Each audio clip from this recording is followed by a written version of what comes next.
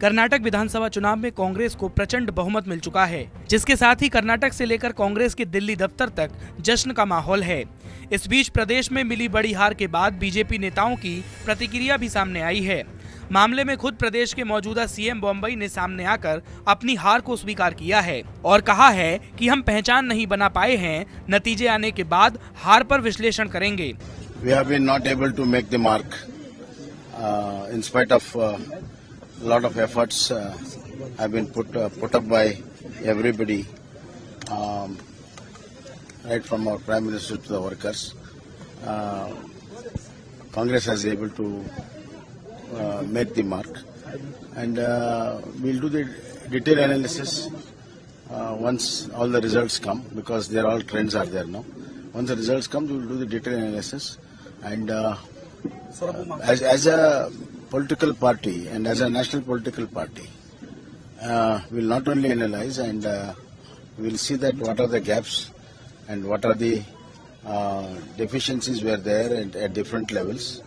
We'll look into that and improve upon it, and we'll take this result in our stride, and we'll go ahead and reorganize the party and come back during Lok Sabha election. वहीं CM के अलावा इस मामले पर केंद्रीय मंत्री शोभा करंदलाजे की भी प्रतिक्रिया सामने आई, जिसमें उनका कहना है कि हार जीत कोई बड़ी बात नहीं होती, हम विपक्ष के तौर पर अपनी लड़ाई जारी रखेंगे।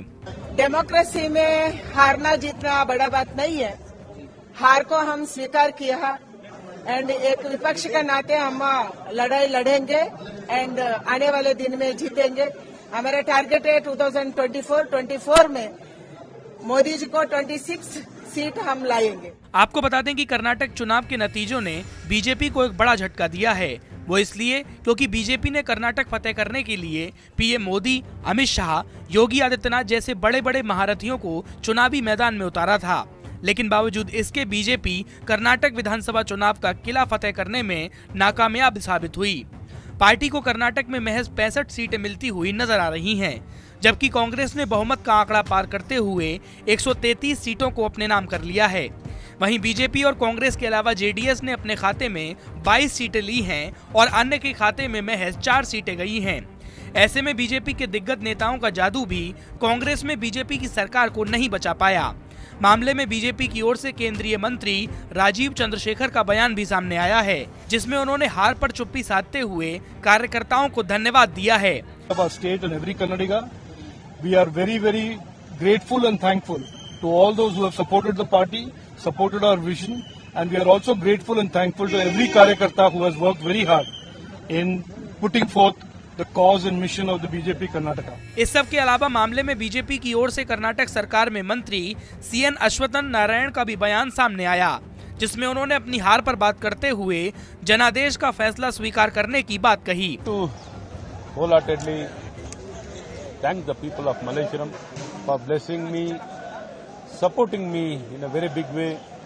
I think that support will give me a great strength to carry on the good work whatever we have initiated.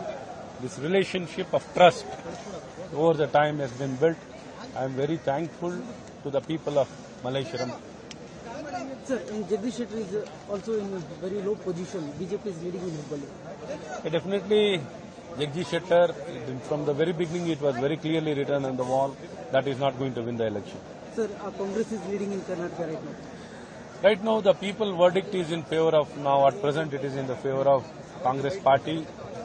It is very surprising to see this result, and Bharatiya Janata Party in the state of Karnataka, we have done extremely well, and people verdict we need to accept. It is in the favor of Congress.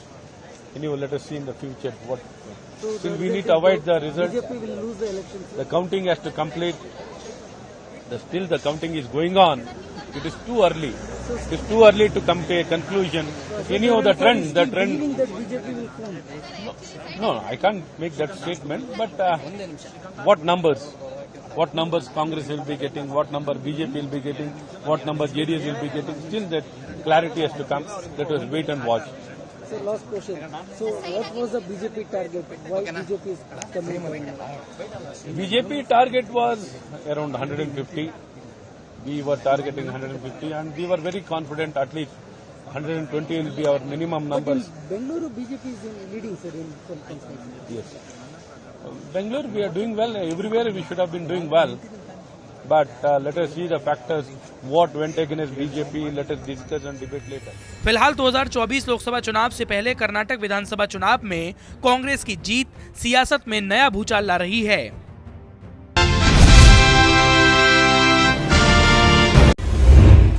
Karnataka में कांग्रेस की जोरदार वापसी, तो PM Modi पर कैसे भड़के कमलनाथ? छत्तीसगढ़ के मुख्यमंत्री भी नहीं रहे पीछे। Yeah, the results are now coming in the final stages. We have been not able to make the mark in spite of a lot of efforts have been put up by everybody, right from our Prime Minister to the workers. Congress has able to make the mark. Karnataka के जो result आए हैं वो बिल्कुल जो उम्मीद कर रहे थे उसके अनुकूल आया है। भारतीय जनता पार्टी ने पूरा ताकत लगाया और ये मोदी जी खुद को सामने रख के वोट मांगे थे, तो ये हार जो है वो मोदी की हार है और भारतीय जनता पार्टी इसे पहले से जान चुकी थी और इसी कारण से जितने मीडिया हैं उसमें फोटो मोदी जी की जगह नड्डा जी का लगाना शुरू कर दिया, तो उसी से समझ आ गया था कि भारतीय जनता पार्टी अपनी हार स्वीकार कर चुके हैं।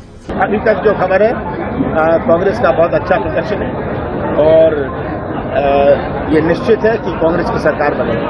भारतीय जनता पार्टी का प्रयास रहेगा कि अन्य पार्टियों से या स्वतंत्र उम्मीदवारों से मिलकर खरीद फरोख्त करें, सौदा करें, जो उन्होंने हमेशा किया, अरुणाचल प्रदेश से शुरू किया था। ये सौदे की राजनीति की शुरुआत जो इन्होंने करी अरुणाचल प्रदेश से, ये अभी तक खत्म नहीं हुई है।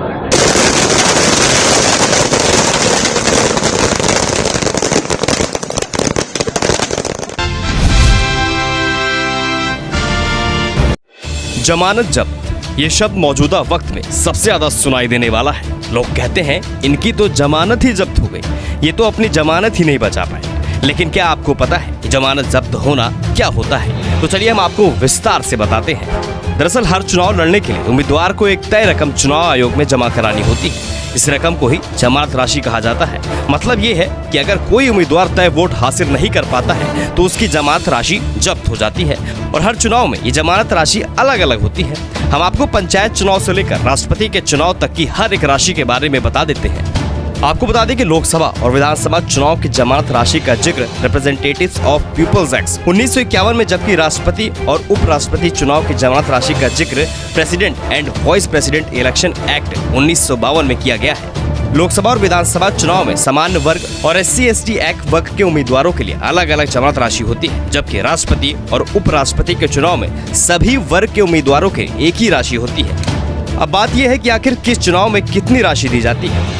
लोकसभा चुनाव में सामान्य वर्ग के उम्मीदवार को 25,000 रुपए की जमानत राशि जमा करनी होती है। वहीं SC और ST वर्ग के उम्मीदवारों के लिए ये रकम 12,500 रुपए होती है। विधानसभा चुनाव में सामान्य वर्ग के उम्मीदवारों के लिए जमानत राशि की रकम 10,000 रुपए होती है, जबकि SC और ST वर्ग के उम्मीदवारों को 5,000 रुपए जमा कराने होते हैं। राष्ट्रपति और उपराष्ट्रपति चुनाव में सभी वर्गों के लिए जमानत राशि की रकम एक ही होती है। मतलब राष्ट्रपति और उपराष्ट्रपति चुनाव के लिए उम्मीदवारों को 15,000 रुपए जमा कराने होते हैं।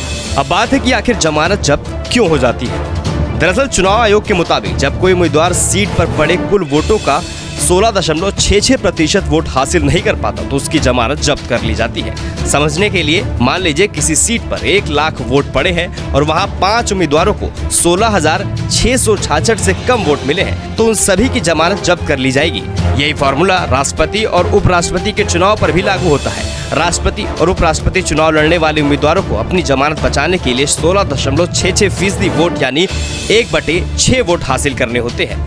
जमानत राशि और जमानत जब्त की बात तो हो गई। अब हम आपको बताते हैं कि आखिर किन हालातों में जमानत राशि वापस हो जाती है। दरअसल उम्मीदवार को जब 1/6 या 16.66% से ज्यादा वोट हासिल होते हैं तो उसकी जमानत राशि लौटा दी जाती है। वहीं जीतने वाले उम्मीदवारों को भी उसकी रकम वापस कर दी जाती है। इसके अलावा वोटिंग शुरू होने से पहले अगर किसी उम्मीदवार की मौत हो जाती है तो उसके परिजनों को रकम लौटा दी जाती है। साथ ही उम्मीदवार के नामांकन रद्द होने या फिर नामांकन वापस लेने की स्थिति में जमानत राशि वापस कर दी जाती है।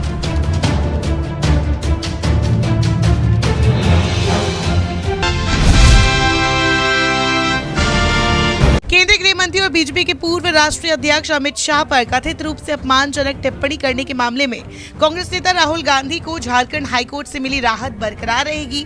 सुनवाई के बाद कोर्ट ने इस मामले में अंतिम सुनवाई के लिए 16 मई की तिथि निर्धारित की है। हाईकोर्ट राहुल गांधी की सजा पर रांची सिविल कोर्ट से जारी नोटिस पर पहले ही रोक लगा चुकी है। एक सभा के दौरान बीजेपी के पूर्व राष्ट्रीय अध्यक्ष और मौजूदा गृह मंत्री अमित शाह पर कथित रूप से अमर्यादित टिप्पणी करने के मामले में पूर्व कांग्रेस अध्यक्ष और एमपी राहुल गांधी को झारखंड उच्च न्यायालय से मिली राहत 16 मई तक बरकरार रहेगी। हाईकोर्ट ने मामले की अंतिम सुनवाई के लिए इसी तारीख को चुना है। झारखंड हाईकोर्ट में मामले की सुनवाई के दौरान राहुल गांधी की ओर से जस्टिस अंबुजनाथ की अदालत में अधिवक्ता पीयूष चित्रेश और दीपांकर राय ने उनका पक्ष रखा। बता दें, बीजेपी नेता नवीन झा ने साल 2019 के लोकसभा चुनाव के प्रचार प्रसार के दौरान चाईबासा में राहुल गांधी द्वारा तत्कालीन भारतीय जनता पार्टी के अध्यक्ष अमित शाह पर आपत्तिजनक टिप्पणी करने का आरोप लगाते हुए निचली अदालत में याचिका दाखिल की थी। बाद में ये मामला झारखंड हाईकोर्ट में पहुंचा।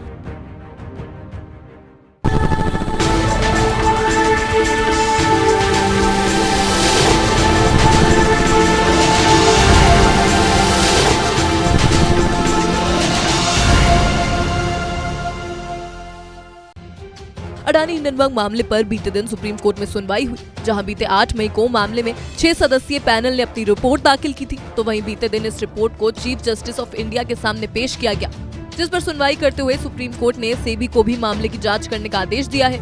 दरअसल सुनवाई के दौरान भारत के सॉलिसिटर जनरल एसजी मेहता ने कोर्ट के सामने दलील रखी कि अडानी हिंडनबर्ग मामले में securities and exchange board of India यानी सेबी जांच के लिए और टाइम चाहती है, लिहाजा सेबी को कम से कम 6 महीने का समय और चाहिए। सॉलिसिटर जनरल की इस दलील पर कोर्ट ने सुनवाई करते हुए कहा कि 6 महीने तो नहीं मिल सकते, 3 महीने और ले लीजिए और जल्द से जल्द जांच पूरी कीजिए। सेबी 15 अगस्त 2023 तक अडानी हिंडनबर्ग मामले की जांच पूरी करे।